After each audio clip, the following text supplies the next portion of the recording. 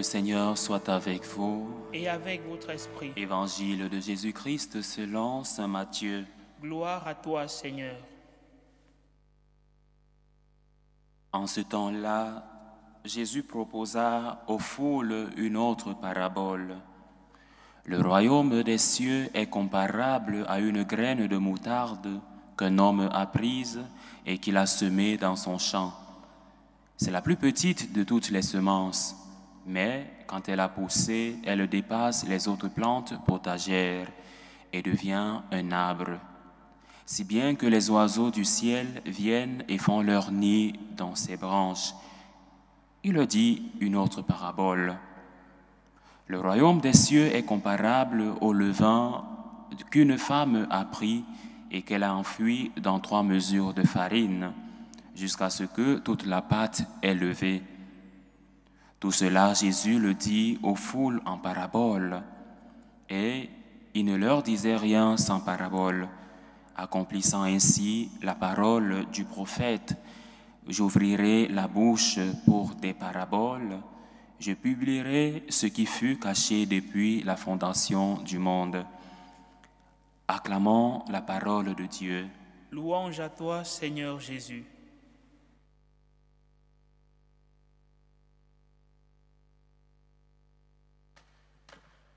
Les paraboles sont une méthode d'enseignement de notre Seigneur Jésus. Et aujourd'hui, nous avons écouté une fois de plus une autre parabole. Notre Seigneur enseigne les mystères cachés du royaume. Et aujourd'hui, j'aimerais commencer ma méditation par ce cantique d'action de grâce, d'exaltation que nous avons écouté en méditant le psaume. Que nous dit le psaume aujourd'hui? Le psaume commence par ces mots. Rendez grâce au Seigneur, il est bon, éternel est son amour. Alors ce refrain du psaume, le psaume 105, pourrait résumer toute notre spiritualité, nos franciscains, la spiritualité des franciscains de Marie, une louange confiante, enracinée dans la gratitude pour le don de Dieu, pour sa miséricorde, pour sa fidélité. Qui de nous n'a jamais expérimenté la miséricorde et la fidélité de Dieu?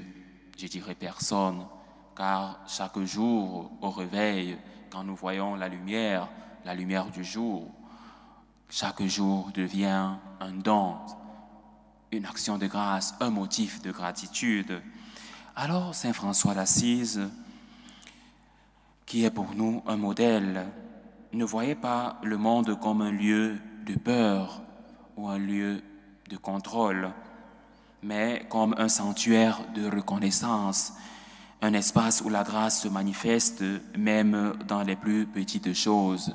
Je vous invite à relire, à méditer son hymne des créatures, l'hymne aux créatures de Saint François d'Assise. Il écrit au soir de sa vie. C'est une parfaite expression de son attachement à Dame Nature, mais aussi son expression de sa gratitude et de son amour pour le Christ et pour Dame Pauvreté. Alors aujourd'hui, bien-aimés de Dieu, nous sommes donc appelés à entrer dans ce mystère, le mystère de l'action de grâce, comme un sanctuaire de reconnaissance, un espace où la grâce se manifeste même dans les plus petites choses. Alors Saint François d'Assise voyait dans chaque créature un reflet de la bonté de Dieu, un signe du royaume en germe. Alors aujourd'hui, le Christ nous parle du royaume. Le royaume des cieux comme d'une graine de moutarde toute petite, presque invisible, mais capable de devenir un arbre immense. C'est dans cette croissance secrète, silencieuse, mais sûre, que se joue notre espérance chrétienne. Tout commence par une graine semée, une toute petite graine semée qui s'alimente par la grâce divine, par la parole de Dieu, par les sacrements, par la parole, par l'Eucharistie. Et cette graine semée va croître. Notre foi va croître et elle va devenir immense, une foi qui croît au milieu des doutes, au milieu de nos peurs, au milieu de notre péché. Cette foi illumine nos ténèbres. Alors, cette graine transforme le monde de l'intérieur, souvent à notre insu. Alors, c'est quoi le premier enseignement de ce jour? Aujourd'hui, le premier enseignement, justement, est basé sur notre capacité à rendre grâce à Dieu. Gratitude et sainteté, un chemin que la spiritualité des franciscains de Marie offre pour notre sanctification. Alors Saint François, dans sa simplicité, a compris que la gratitude est un chemin vers la sainteté. Pourquoi? Parce qu'être reconnaissant, c'est reconnaître que tout vient de Dieu. C'est refuser l'illusion de l'autosuffisance, du mérite orgueilleux, car tout est don, nous dit Sainte Thérèse de l'Enfant Jésus, tout est don, tout est grâce, jusqu'à l'extrême douleur. Alors la gratitude ouvre le cœur à l'action de grâce, à l'action divine. Elle rend notre vie féconde, une vie qui porte de fruits, même dans des petites choses, comme la graine de moutarde. Nous nous rappelons encore une fois de plus de cette sainte française, Sainte Thérèse de Lisieux, qui nous offre ce chemin, le chemin de l'enfance spirituelle. Tout commence par une toute petite graine, une enfance qui se laisse former, transformer par la grâce de Dieu. Alors le psaume que nous avons écouté et proclamé évoque le drame du peuple d'Israël. Ils fabriquèrent un veau sur le mont Horeb, nous dit le psaume. L'homme cesse de rendre grâce à Dieu et se tourne vers ses propres créations. Il tombe dans l'ingratitude. L'ingratitude souille notre âme. Et notre Dieu a horreur de l'ingratitude. L'idolâtrie est comparable à l'ingratitude. Quand l'homme se détourne de son Dieu, il tombe dans l'ingratitude. Comme le dit Saint Paul, ils ont adoré et servi la créature au lieu du Créateur. En ce sens, l'ingratitude est le premier pas vers l'idolâtrie, parce qu'elle nous coupe de la source qui est Dieu, notre sommet, notre culmen, qui est Dieu. Deuxième enseignement, l'espérance qui commence petit, la logique du royaume. L'Évangile aujourd'hui nous fait entrer dans la logique du royaume. Ce qui est petit, ce qui est caché, parfois même méprisé, porte en lui une fécondité inouïe. Ce principe est une clé théologique majeure. Alors le pape Benoît XVI, décédé, l'a souvent signifié, il a exprimé en ces termes. Dieu ne change pas le monde par de grandes structures, mais à partir de la petitesse de la foi, du levain invisible du cœur. Alors Dieu commence par semer en nous ce désir de Dieu. Et il convient à chacun de nous de faire croître le désir de Dieu qu'il a reçu. Le catéchisme de l'Église nous enseigne que l'homme est capable de Dieu. Homo capax Dei. L'homme est capable de Dieu, capable d'appréhender Dieu. Alors il convient pour nous de faire croître ce que nous avons reçu en nous. Jésus compare le royaume à une graine, à un levain, des réalités insignifiantes aux yeux du monde, mais puissantes par leur dynamisme intérieur. Nous ne sommes pas appelés à des exploits éclatants, mais à être disponibles pour que Dieu plante en nous sa parole, préparer le chemin pour que la graine puisse pousser. Saint Jacques disait, le Père a voulu nous engendrer par sa parole de vérité pour faire de nous comme les prémices de ses créatures. Ce que Dieu veut, c'est que notre vie, toute simple, toute humble, devienne le lieu d'une transformation silencieuse, mais réelle. Notre Seigneur, notre Dieu, est un Dieu du silence. Il ne fait pas de bruit. Il sème en nous le germe de son amour et nous laisse transformer. Prier et demander des grâces pour que la graine qui a été semée en nous puisse porter des fruits en abondance. Alors, c'est quoi le troisième enseignement? Le troisième enseignement, c'est la parole comme levain. La parole de Dieu, c'est le levain qui est semé en nous. Théologie spirituelle du royaume. La graine de moutarde et le levain dont parle l'Évangile sont des images sacramentelles. Elles nous plantent, elles nous parlent de la manière dont la grâce sanctifiante agit en nous, non pas de manière magique ou spectaculaire, mais par la réception humble de la parole, par les sacrements, par la charité vécue. Nous, franciscains de Marie, nous imitons le Christ justement en ces termes. Aimer le premier comme le Christ, le premier nous aimant, nous dit Saint Jean dans sa première lettre. Et ensuite, aimer tout le monde.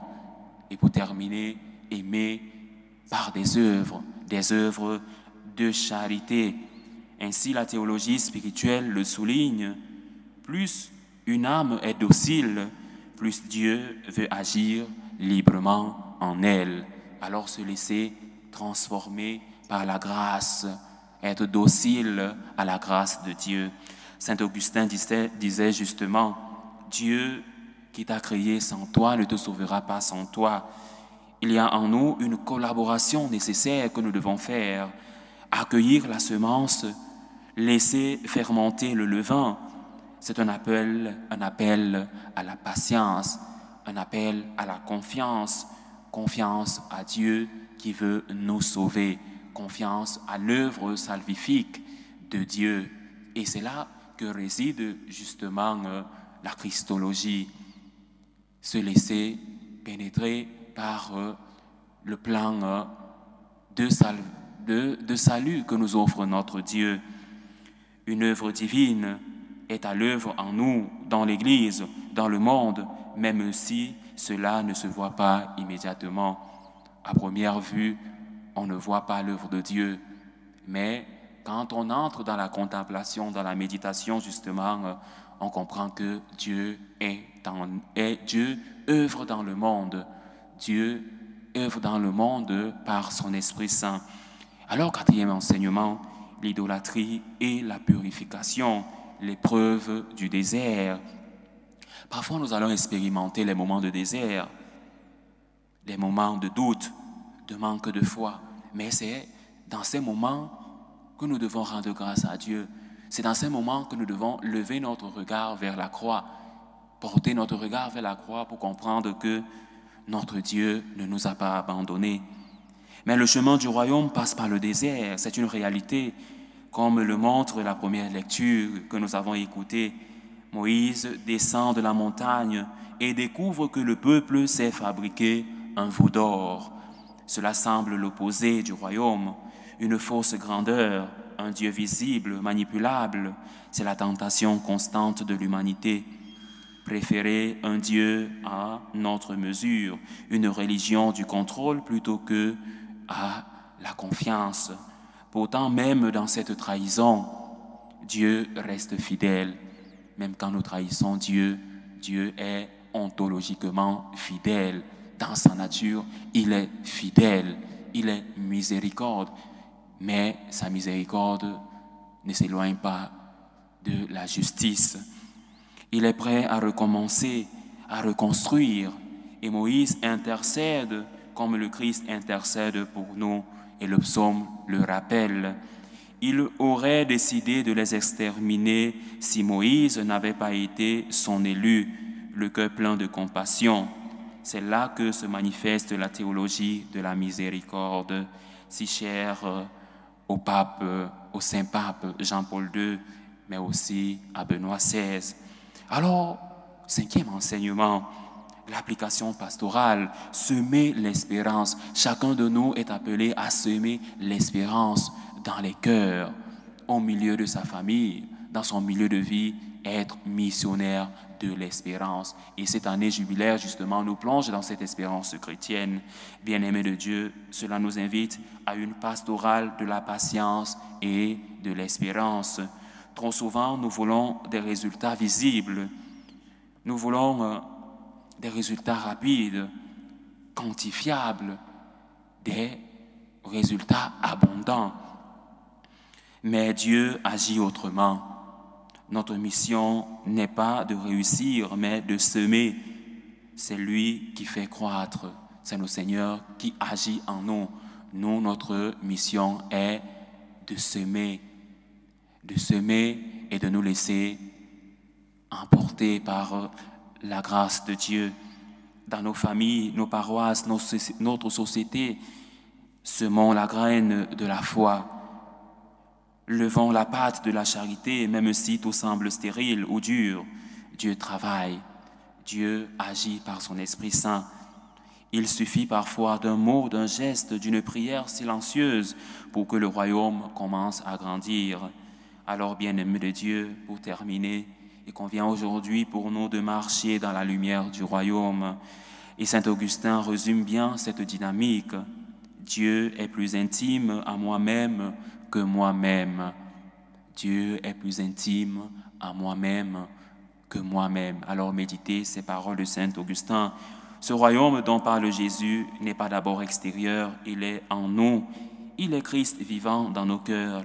Et ce royaume, comme le dit encore Benoît XVI, n'est pas un rêve, mais une réalité qui change le monde à partir de l'intérieur. Alors en cette Eucharistie, rendons grâce. Présentons à nouveau à Dieu notre gratitude. La gratitude est la clé de lecture de l'Évangile d'aujourd'hui. C'est elle qui nous fait entrer dans la logique du royaume.